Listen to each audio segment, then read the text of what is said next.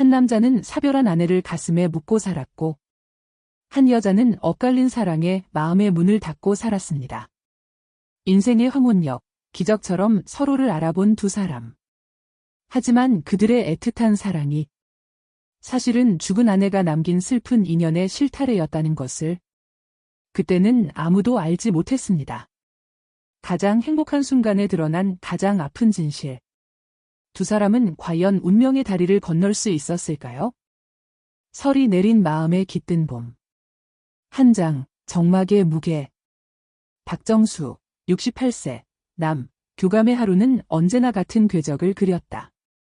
새벽 5시 반, 알람 없이도 몸이 먼저 아는 시간에 눈을 떴다. 희끗한 머리카락을 쓸어 넘기며 침대에서 내려와 가장 먼저 하는 일은 베란다의 난초에 물을 주는 것이었다. 10년 전 아내가 살아있을 때부터 시작된 습관이었다. 아내는 난초를 보며 당신 성격이랑 똑같아. 무뚝뚝한 것 같아도 들여다보면 기품이 있다니까 라며 웃곤 했다. 아내가 떠난 지 5년, 이제 그 기품이 있다는 난초를 들여다보는 사람은 정수 자신뿐이었다. 정년 퇴직 후 3년. 평생을 고등학교 역사교사로 교감으로 아이들과 부대끼며 살아온 그의 삶에서 소음이 사라지자 찾아온 것은 평화가 아닌 정막이었다. 아침 식사는 간단했다. 누룽지에 김치 한 조각. 식탁 맞은편의 텅 빈 의자가 유독 크게 느껴지는 시간이었다. 아내가 있었다면 국이라도 하나 끓여 먹지. 사람이 이게 뭐야 라며 잔소리를 했을 것이다. 그 잔소리가 사무치게 그리운 날에는 일부러 TV를 크게 틀어놓고 밥을 먹었다. 오전에는 서예 학원에 나갔다. 벼루에 먹을 갈고 화선지에 붓을 내리누르는 그 순간만큼은 머릿속의 상념이 사라지는 듯했다. 하지만 학원을 나서 집으로 돌아오는 길, 공원 벤치에 나란히 앉아 이야기 나누는 노부부를 볼 때면 심장에 찬바람이 스쳤다. 외로움이라는 감정은 인정하는 순간 걷잡을 수 없이 커지는 법이라 정수는 애써 고개를 돌렸다. 아빠, 저녁은 드셨어요? 일주일에 서너 번 걸려오는 딸 민지의 전화는 그의 유일한 낙이자 부담이었다. 그럼, 먹었지? 된장찌개 끓여서 맛있게 먹었다. 정말? 혼자서. 사진 찍어 보내봐요. 됐다. 뭘 그런 걸 다 찍냐? 딸의 의심 섞인 목소리에 정수는 거짓말을 한 아이처럼 얼굴이 화끈거렸다.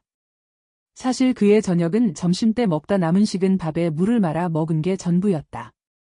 민지는 한숨을 쉬었다. 아빠, 그러다 쓰러져요. 내가 동네 늘봄 시니어 클럽이라도 알아봐 드릴까요? 등산도 가고, 탁구도 치고, 친구도 사귀고 그런다던데. 됐다니까. 아비 혼자 두는 게 그렇게 불안하냐? 나 아직 정정하다. 정수는 퉁명스럽게 전화를 끊었다. 딸의 걱정은 고마웠지만 낯선 사람들 틈에 섞여 억지로 웃고 떠들 자신의 모습을 상상하면 숨이 턱 막혔다. 그는 그저 이대로 조용히 낡은 책처럼 먼지 쌓여가는 삶에 익숙해지고 싶었다. 전화를 끊고 소파에 앉은 정수는 무심코 스마트폰을 들었다. 민지가 깔아준 실버넷이라는 앱 아이콘이 눈에 들어왔다. 50대 이상만 가입할 수 있는 동호회 겸 커뮤니티 앱이라고 했다. 아빠, 여기에 글이라도 읽어봐. 재밌는 거 많아. 딸의 성화에 못 이겨 가입은 해두었지만 한 번도 제대로 들여다본 적은 없었다. 도대체 늙은이들이 이런 걸로 뭘 한다는 거지? 비판적인 생각으로 앱을 열었다. 등산 동호회, 낚시 동호회, 맛집 탐방 모임. 화려한 사진과 함께 올라온 게시글들이 낯설었다. 마치 다른 세상 이야기 같았다. 정수는 곧장 앱을 닫으려다 책과 사색이라는 소모임 이름에 손가락을 멈췄다. 새 글, 가을에 어울리는 시 한 편, 작성자, 들꽃. 호기심에 글을 눌렀다. 나태주 시인의 풀꽃이 정갈한 글씨체 이미지와 함께 올라와 있었다. 그리고 그 아래 작성자의 짧은 코멘트가 달려 있었다. 자세히 보아야 예쁘다. 오래 보아야 사랑스럽다. 사람의 인연도 그런 것이겠지요. 들여다봐 줄 사람 하나 없는 들꽃 같은 삶이라도 언젠가는 그 아름다움을 알아주는 눈길 하나쯤은 만나게 되지 않을까요? 정수는 저도 모르게 숨을 멈췄다. 문장 하나하나가 마치 자신의 마음을 읽고 쓴 것처럼 가슴을 파고들었다. 들여다봐 줄 사람 하나 없는 들꽃 같은 삶, 정수는 자신의 프로필을 확인했다. 닉네임은 오래된 서책. 프로필 사진은 그가 얼마 전 찍은 안개 낀 강가 풍경 사진이었다. 자기 얼굴을 올릴 용기는 없었다. 자기소개란은 텅 비어 있었다. 그는 들꽃이라는 사람의 프로필을 눌러보았다. 65세, 여성. 프로필 사진은 화사하게 핀 작약꽃 사진이었다. 자기소개란에는 이렇게 쓰여 있었다. 작은 것들에서 아름다움을 찾습니다. 꽃, 흙, 좋은 글, 그리고 따뜻한 대화를 좋아합니다. 정수는 한참을 망설였다. 무슨 말을 해야 할까? 이런 곳에 댓글 한 번 남겨본 적 없는 그였다. 몇 번을 썼다 지우다. 결국 좋아요 버튼 하나만 조심스럽게 누르고는 황급히 스마트폰을 뒤집어 놓았다. 심장이 괜히 쿵쾅거렸다. 마치 학창시절 마음에 드는 여학생의 책상에 몰래 사탕을 놓고 온 소년처럼. 2장, 화면 너머의 온기.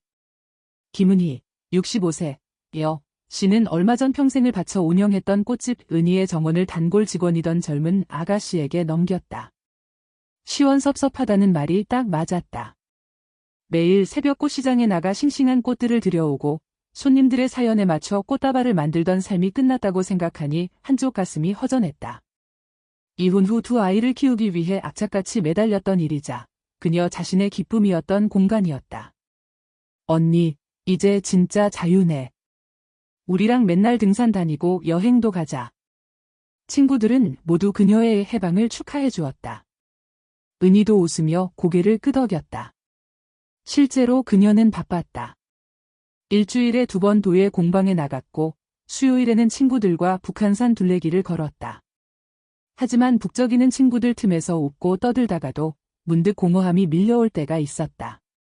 표면적인 즐거움 아래 깊은 감정과 생각을 나눌 말벗의 부재였다. 친구의 추천으로 가입한 실버넷은 그런 그녀에게 작은 위안이었다. 소소한 일상이나 좋아하는 글꼴을 올리면 비슷한 감성을 가진 사람들이 댓글을 달아주는 것이 좋았다.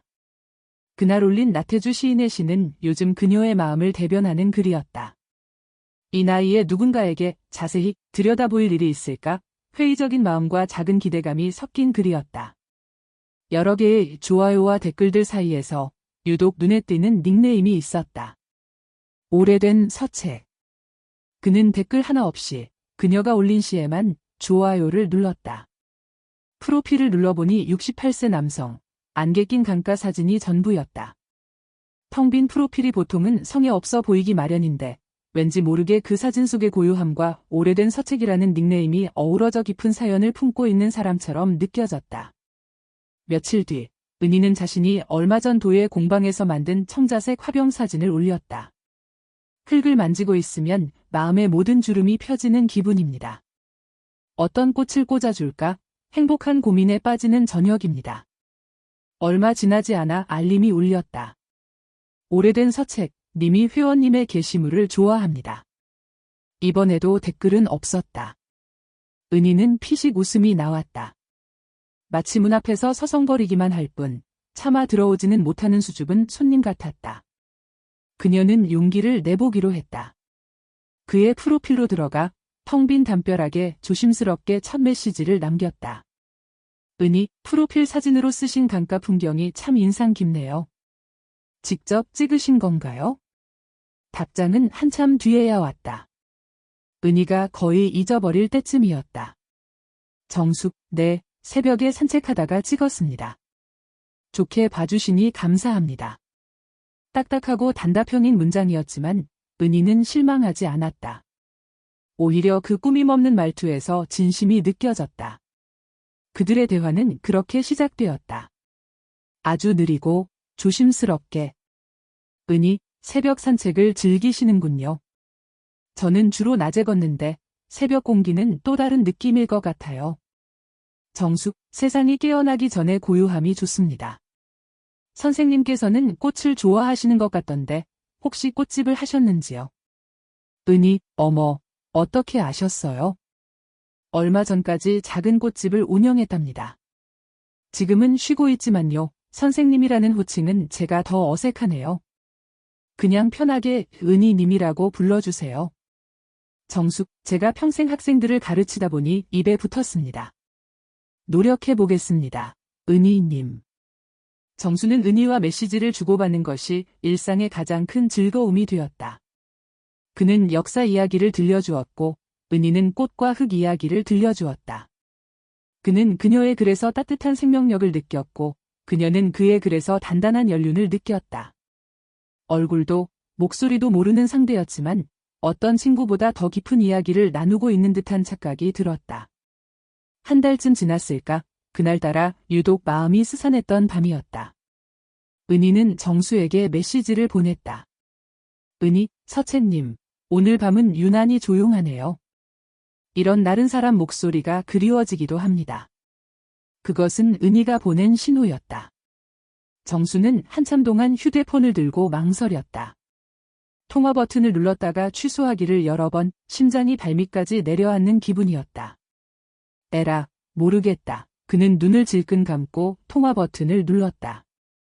여보세요?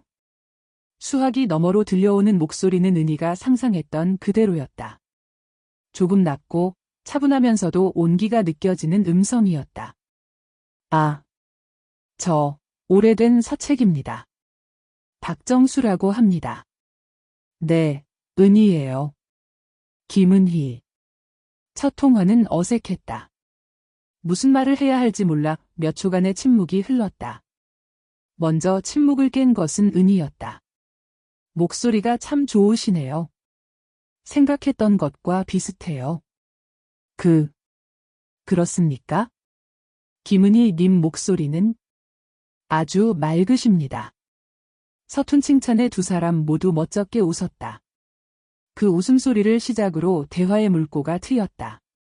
메시지로는 다 표현할 수 없었던 감정의 결들이 목소리를 통해 전해졌다.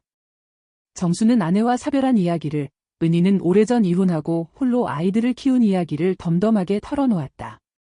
아픔을 전시하는 것이 아니라 살아온 세월의 흔적을 공유하는 담담한 고백이었다. 그날 이후 그들은 이틀에 한 번꼴로 통화를 했다. 정수는 더 이상 저녁을 굶지 않았다.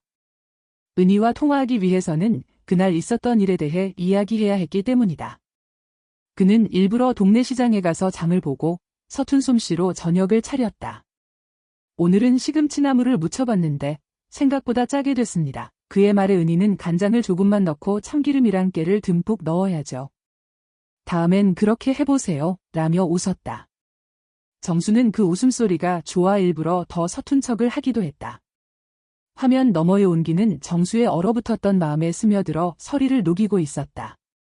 그는 난생 처음으로 누군가를 만나고 싶다는 생각을 하게 되었다. 3장, 약속, 설렘과 두려움 사이. 우리 한번 만나는 건 어떨까요? 수화기 너머에서 들려온 은희의 제안에 정수는 순간 숨을 멈췄다. 심장이 철렁 내려앉았다. 늘 상상만 해왔던 일이 현실로 다가오자 덜컥 겁이 났다. 글로만, 목소리로만 아는 사이 말고 얼굴 보고 이야기하는 사이도 괜찮을 것 같아서요. 제가 너무 성급했나요? 자신의 침묵이 거절로 비쳤을까 걱정한 정수는 황급히 대답했다. 아닙니다. 그럴 리가요. 저도 만나 뵙고 싶었습니다. 다행이다. 은희의 목소리에서 안도감이 묻어났다. 그들은 다음 주 수요일 오후 2시 인사동의 한 전통 찻집에서 만나기로 약속을 잡았다. 약속 날까지 남은 닷새는 정수에게 5년처럼 길게 느껴졌다. 설렘과 두려움이 파도처럼 밀려왔다. 화면 속 들꽃은 우아하고 따뜻한 사람이었지만 현실의 김은희는 어떤 사람일까? 혹시 나를 보고 실망하면 어떡하지? 쭈글쭈글한 늙은이, 재미없는 역사 선생이라고 생각해버리면? 그는 40여 년 만에 처음으로 거울 앞에 서서 자신의 모습을 오랫동안 들여다보았다. 희끗한 머리, 눈가의 깊은 주름, 고집스러워 보이는 인매. 그는 한숨을 쉬었다. 약속 전날 딸 민지가 반찬을 가져다 주러 집에 들렀다. 아빠, 이 셔츠는 어디서 나셨어요? 민지의 눈에 들어온 것은 정수가 옷장 깊숙한 곳에서 꺼내 다려놓은 옅은 하늘색 셔츠였다. 몇 년 전 민지가 생일 선물로 사준 것이었지만 좋은 날 입겠다며 아껴두었던 옷이었다. 아, 그냥 내일 서예 학원 사람들하고 점심 약속이 있어서. 정수는 어색하게 둘러댔다. 하지만 딸의 눈을 속일 수는 없었다. 민지는 빙그레 웃으며 말했다. 그래요. 잘 어울리시네. 근데 이 바지는 좀 아닌 것 같다. 제가 더 멋진 걸로 골라드릴게요. 민지는 아버지의 어색한 변명을 더는 묻지 않았다. 대신 옷장을 열어 짙은 베이지색 면바지를 꺼내주고 구두도 깨끗하게 닦아주었다. 아버지가 몇 년 만에 처음으로 보이는 생기에 딸은 그저 기쁘고 고마울 따름이었다. 데이트 잘하고 와요. 아빠, 현관을 나서며 민지가 던진 말에 정수는 얼굴이 홍당무처럼 빨개졌다. 약속 당일, 정수는 약속 시간보다 30분이나 먼저 찻집에 도착했다. 찻집 안의 은은한 대추차 향기가 긴장된 그의 마음을 조금은 누그러뜨리는 듯했다. 창가 자리에 앉아 연신 손바닥에 땀을 닦았다. 시간이 다가올수록 심장은 요동쳤다. 그냥 집에 가버릴까? 수십 번을 고민했다. 그때 찻집 문이 열리며 한 여인이 들어섰다. 단정한 단발머리에 목에는 고운 빛깔의 스카프를 두르고 있었다. 은희였다. 프로필 사진 속 작약꽃처럼 화사하면서도 그녀가 만든 화병처럼 단아한 분위기를 풍기는 사람이었다. 그녀는 두리번거리다 창가의 정수와 눈이 마주쳤다. 그리고는 햇살처럼 환하게 웃었다. 그 미소에 정수의 모든 불안과 두려움이 눈 녹듯 사라졌다. 오래 기다리셨어요? 제가 좀 늦었죠. 아닙니다. 저도 방금 왔습니다. 뻔한 거짓말을 하며 정수는 자리에서 일어났다. 실제로 마주한 은희는 생각보다 더 고운 사람이었다. 은희 역시 마찬가지였다. 오래된 서책이라는 닉네임처럼 박정수라는 남자는 진중하고 선한 눈빛을 가진 사람이었다. 살짝 긴장한 듯한 모습이 오히려 순수하게 느껴져 미소가 절로 나왔다. 이렇게 직접 뵈니 더 좋네요. 서책님, 아니, 정수님이라고 불러야겠지요. 저야말로 영광입니다. 은희님. 처음의 어색함은 따뜻한 쌍화차 한 잔에 녹아내렸다. 그들은 마치 오래전부터 알고 지낸 사이처럼 편안하게 대화를 이어갔다. 통화할 때와 똑같았다. 아니, 서로의 눈빛과 표정을 볼 수 있으니 더 좋았다. 정수가 역사 이야기를 할 때 반짝이는 눈, 은희가 꽃 이야기를 할 때 부드러워지는 입가. 그들은 서로의 얼굴에서 문자와 목소리로는 알 수 없었던 새로운 매력을 발견했다. 찻집을 나와 그들은 인사동 거리를 나란히 걸었다. 어깨가 스칠듯 말듯한 거리가 주는 미묘한 떨림. 정수는 주머니 속에서 꼼지락거리는 자신의 손이 야속했다. 저 고운 손을 한번 잡아보고 싶다는 충동이 불쑥 솟았지만 차마 용기를 낼 수는 없었다. 저기, 잠깐 들어가 볼까요? 은희가 가리킨 곳은 작은 갤러리였다. 무명 작가의 풍경화 전시회가 열리고 있었다. 그림을 보며 두런두런 이야기를 나누다 한 그림 앞에 멈춰 섰다. 정수의 프로필 사진과 비슷한 안개 낀 강을 그린 유화였다. 이 그림을 보니 정수님 생각이 제일 먼저 나네요. 은희의 말에 정수는 가슴이 뭉클했다. 자신의 세계를 알아주고 기억해주는 사람이 있다는 것, 그것이 얼마나 큰 위안인지 그는 새삼 깨달았다. 갤러리를 나오자 어느새 해가 뉘엿뉘엿 지고 있었다. 오늘 정말 즐거웠습니다. 저도요. 시간 가는 줄 몰랐어요. 헤어지는 버스 정류장. 어색한 침묵이 흘렀다. 다음을 기약하는 말을 누가 먼저 꺼내야 할까? 망설이는 정수 대신 이번에도 은희가 먼저 입을 열었다. 이번 주 토요일에 제가 다니는 도예 공방에 한번 와보실래요? 흙 만지는 거 생각보다 재미있어요. 정수님은 집중력이 좋으시니 분명 잘하실 거예요. 제가 가도 되겠습니까? 그럼요. 제가 맛있는 점심 살게요. 은희는 버스에 오르며 창문을 통해 정수를 향해 손을 흔들었다.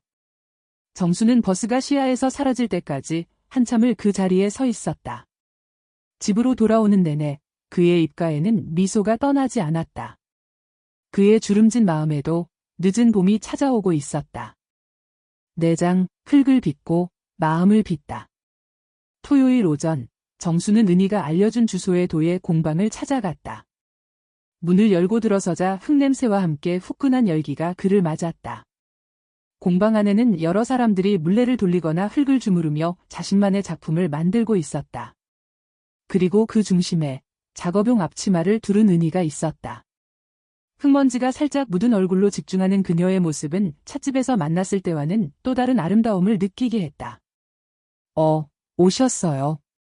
정수를 발견한 은희가 환하게 웃으며 다가왔다. 그녀는 자연스럽게 정수의 손을 이끌어 빈 물레 앞으로 안내했다. 여기에 앉아보세요. 제가 도와드릴게요. 정수는 난생 처음으로 물레 앞에 앉았다. 은희는 그의 앞에 찰진 흙덩이를 놓아주었다. 은희의 부드러운 손길 아래 정수의 손 위에서 흙덩이는 서서히 제 모습을 갖추어 갔다. 흙이 아니라 두 사람의 포개진 손끝에서 피어나는 미묘한 교감에 정수는 온 신경을 집중했다. 그의 얼굴은 흙먼지와 열기, 그리고 쑥스러움으로 붉게 달아올라 있었다. 점심을 먹고 그들은 정수의 차를 타고 경복궁으로 향했다. 정수는 은희의 손을 잡고 돌 하나, 나무 하나에 얽힌 이야기를 들려주었다. 은희의 칭찬에 어깨가 으쓱해진 그는 그녀를 자신이 가장 좋아하는 향원정으로 이끌었다. 벤치에 나란히 앉아 말없이 풍경을 바라보았다. 편안한 침묵. 정수는 용기를 내어 은희의 손을 잡았고 그녀는 따뜻하게 마주 잡아주었다. 그날 이후 그들의 관계는 급속도로 가까워졌다. 함께 영화를 보고 음악회에 가고 맛집을 찾아다녔다. 며칠 뒤 정수는 은희를 자신의 집으로 처음 초대했다. 평생 손님이라곤 딸 민지밖에 없었던 적막한 공간에 다른 이의 발걸음이 들어온 것은 처음이었다. 편하게 둘러보세요. 정리가 잘 안 되어 부끄럽습니다. 은희는 미소 지으며 거실과 서재를 둘러보았다. 정수의 삶이 고스란히 묻어나는 공간이었다. 서재 책장에 꽂힌 역사책들, 창가에 놓인 단정한 난초 화분. 그러다 그녀의 시선이 장식장 위에 놓인 작은 찻잔 세트에서 멈췄다. 백자의 몸체에 푸른 난초 무늬가 단아하게 그려진 찻잔이었다. 어머, 이 찻잔. 참 단아하네요. 은희는 조심스럽게 찻잔을 들어 올렸다. 어딘가 모르게 익숙한 감각. 예전에 제가 알던 언니 한 분이 딱 이런 취향이셨는데 보고 있으니 문득 그 언니 생각이 나네요. 은희의 말에 정수의 표정이 순간 아련해졌다. 아, 그거. 집사람이 유독 아끼던 겁니다. 그러셨군요. 은희는 조용히 찻잔을 내려놓았다. 스쳐 지나간 인연의 잔상과 눈앞의 사람. 그 미묘한 교차점에서 잠시 마음이 아릿해졌지만 이내 두 사람은 서로를 보며 따뜻하게 웃었다. 그 웃음 아래 어떤 운명이 숨어 있는지 그때는 아무도 알지 못했다. 5장 운명의 페이지. 행복한 날들이 이어졌다. 딸 민지는 아버지의 얼굴에 웃음이 돌아온 것을 진심으로 기뻐하며 은희를 친근하게 대했다. 모든 것이 순조로웠다. 그날도 두 사람은 정수의 집에서 함께 저녁을 먹고 거실 소파에 앉아 담소를 나누고 있었다. 내가 옛날 사진이나 좀 보여줄까요? 내 젊은 시절이 궁금하지 않소? 정수는 쑥스러운 듯 웃으며 먼지 쌓인 앨범 하나를 꺼내왔다. 앨범의 첫 장에는 흑백 사진 속 풋풋한 청년 정수가 있었다. 다음 장에는 수줍게 웃는 아내와 나란히 찍은 결혼 사진이, 그 다음 장에는 갓난아기인 민지를 안고 행복해하는 부부의 모습이 담겨 있었다. 어머님, 참 고우셨네요. 정수 씨 젊었을 땐 꽤 미남이셨고, 은희는 사진 속 행복한 가족의 모습을 보며 진심으로 미소 지었다. 정수는 아내의 사진을 보는 은희의 모습이 고마우면서도 한편으로는 마음 한구석이 저릿했다. 앨범을 한 장 한 장 넘기던 두 사람의 손이 한 페이지에서 멈췄다. 동네 문화센터에서 찍은 낡은 단체 사진이었다. 아, 이 사람들. 집사람이 다니던 도예 교실 회원들이요. 저기 저 사람이 우리 집사람이고, 정수가 사진 속 한 여인을 가리켰다. 은희는 그의 손끝을 따라갔다가 그대로 숨을 멈췄다. 그녀의 얼굴에서 웃음기가 사라졌다. 동공이 흔들리며 사진의 한 지점에 고정되었다. 사진 속에는 정수의 아내 옆에서 20년은 더 젊은 자기 자신이 환하게 웃고 있었다. 왜 그러시오? 안색이. 정수의 말이 끝나기도 전에 은희가 떨리는 목소리로 물었다. 혹시 아내분 성함이 서연 아니었나요? 김서연. 정수는 망치로 머리를 맞은 듯한 충격에 휩싸였다. 맞소. 김서연. 그걸 어떻게? 세상에. 은희의 눈에서 눈물이 왈칵 쏟아졌다. 그녀는 사진 속 정수의 아내를 그리고 그 옆에 자신을 번갈아 가리켰다. 서연 언니. 저예요, 은희. 언니랑 같이 흙 만지고 점심 먹던 꽃집 하던 동생 김은희요.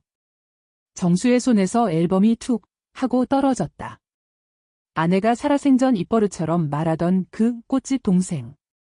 손재주가 좋고 마음이 비단결 같다며 칭찬을 아끼지 않았던, 어느 날 갑자기 가게를 정리하고 이사 갔다며 아쉬워했던 그 동생이 바로 눈앞의 은희였다.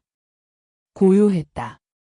방금 전까지 가득했던 따뜻한 온기는 간데없이 사라지고 건널 수 없는 강이 흐르는 듯한 침묵만이 두 사람을 짓눌렀다. 은희는 자신이 가장 좋아하고 따랐던 언니의 남편을 사랑하게 되었다는 사실에, 그리고 지금 이 자리가 바로 그 언니의 자리라는 생각에 참을 수 없는 죄책감에 휩싸였다. 정수 또한 마찬가지였다. 이것은 운명의 장난인가, 아니면 아내가 맺어준 인연인가? 혼란스러운 마음과 함께 아내에 대한 미안함이 이전과는 비교할 수 없는 무게로 그의 어깨를 내리눌렀다. 제가 오늘은 먼저 일어나야 할 것 같아요. 은희는 더 이상 정수의 얼굴을 마주볼 자신이 없었다. 그녀는 도망치듯 그의 집을 빠져나왔다. 닫힌 현관문을 사이에 두고 두 사람은 각자의 공간에서 무너져 내렸다. 운명의 가장 잔인한 페이지가 하필 가장 행복한 순간에 펼쳐진 것이었다. 6장, 운명의 다리를 건너다. 며칠간의 시간은 지옥 같았다.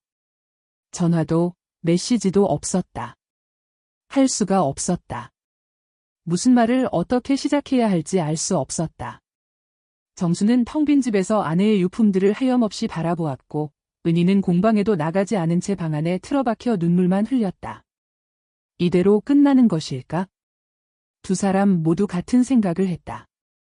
먼저 움직인 것은 정수였다. 그는 주말 아침 차를 몰아 아내가 묻힌 공원 묘지로 향했다. 그는 묘비 앞에 국화꽃을 내려놓고 한참을 망설이다 무릎을 꿇었다. 여보, 나 어떡하면 좋소? 당신이 아끼던 그 동생, 은희 씨. 나 그 사람 많이 좋아하오. 그런데 우리가 이래도 되는 거요? 이건 당신이 우리에게 준 선물인 거요? 아니면 내가 받는 벌인 거요? 그의 독백에 대답해주는 이는 없었다. 그때 어디선가 불어온 바람이 소나무 가지를 흔들며 싸 하는 소리를 냈다. 마치 아내가 바보같이 뭘 그런 걸 물어 하고 핀잔을 주는 것만 같았다. 정수는 문득 깨달았다. 누구보다 사람의 정을 소중히 여겼던 아내였다. 만약 아내가 살아있었다면 홀로 외롭게 늙어가는 남편과 착한 동생이 서로 의지하며 행복하기를 누구보다 바랐을 것이다. 죄책감은 온전히 살아남은 자의 이기적인 감정일 뿐이었다. 그 시각, 은희는 먼지 쌓인 상자에서 낡은 다이어리 하나를 꺼냈다. 서연 언니와 함께 도예를 배우던 시절의 기록이었다. 거기에는 서연이 선물해준 아빠와 함께 그녀가 은희에게 해주었던 말들이 적혀 있었다. 은희야, 너는 꼭 너처럼 예쁜 꽃밭을 평생 가꾸면서 행복하게 살아야 해. 은희는 다이어리를 끌어안고 울었다. 서연 언니는 그런 사람이었다. 자신의 행복보다 남의 행복을 먼저 빌어주던 따뜻한 사람. 그런 언니를 위해서라도 이렇게 주저앉아 있을 수는 없었다. 죄책감에 숨는 것은 언니와의 추억을 욕되게 하는 일이었다. 그날 오후 정수에게서 전화가 걸려왔다. 은희 씨, 잠시. 만나서 이야기할 수 있겠소? 두 사람은 처음 만났던 인사동의 찻집도 함께 걸었던 경복궁도 아닌 조용한 강변 공원에서 만났다. 며칠 사이 두 사람의 얼굴은 눈에 띄게 수척해져 있었다. 어색한 침묵 끝에 먼저 입을 연 것은 정수였다. 내가 이기적인 생각일지 모르지만 그는 떨리는 목소리로 말을 이었다. 나는 이게 서연이가 우리에게 준 마지막 선물이라고 믿고 싶소. 외로워할 나에게, 그리고 좋은 사람인 당신에게, 서로에게 좋은 짝이 되어주라고. 하늘에서 이어준 인연이라고 말이오. 그의 말에 은희는 고개를 들어 정수를 바라보았다. 그의 눈에는 진심이 가득했다. 은희는 흐르는 눈물을 닦으며 미소 지었다. 저도 그렇게 생각하기로 했어요. 언니가 하늘에서 우리가 함께 웃기를 바랄 거라고요. 언니를 위해서라도 우리 더 행복해야 해요. 더 보란듯이 웃고 사랑해야 해요. 두 사람은 서로를 향해 한 걸음 다가섰다. 그리고 아무 말 없이 서로를 깊이 끌어안았다. 운명이라는 이름의 깊고 차가운 강 위에 두 사람의 용기와 사랑으로 단단한 다리가 놓이는 순간이었다. 여행은 예정대로 떠났다. 경주로 향하는 두 사람의 마음은 이전보다 훨씬 더 단단하고 애틋했다. 그것은 단순히 설레는 여행이 아니었다. 거대한 파도를 함께 넘고 다시 맞이하는 감사하고 소중한 일상을 향한 여정이었다. 몇 달 뒤, 정수의 아파트 베란다에는 아내가 아끼던 고고한 난초 화분 옆에 은희가 가져온 화사한 작약 화분이 나란히 놓였다. 두 개의 다른 화초는 마치 오래전부터 함께였던 것처럼 서로에게 기대어 햇볕을 받고 있었다. 어느 맑은 오후, 두 사람은 손을 꼭 잡고 공원을 산책하고 있었다. 여보. 정수가 나직이 불렀다. 은희가 고개를 돌려 그를 바라보았다. 왜요, 여보? 두 사람은 마주보며 환하게 웃었다. 그들의 사랑은 요란하지 않았지만 그 어떤 사랑보다 깊고 단단했다. 과거의 그리움을 현재의 사랑으로 보듬고 운명의 장난을 기적으로 바꾸어낸 두 사람이었다. 그렇게 서로의 마지막 페이지를 함께 채워가고 있었다. 설이 내린 마음에 깃든 봄은 영원히 계속될 터였다.